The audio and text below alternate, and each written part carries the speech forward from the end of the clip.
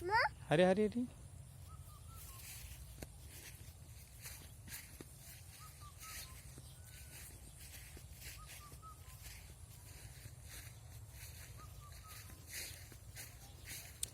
আমি আর আমার মেয়ে আমরা এখন বুরু ধান দেখতে এসেছি।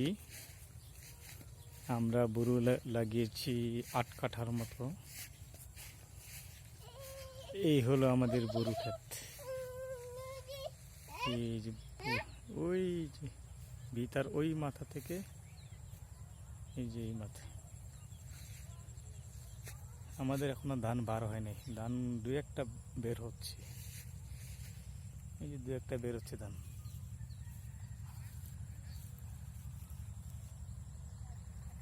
আর হচ্ছে যে এইটা ওই মাথা থেকে এই মাথা।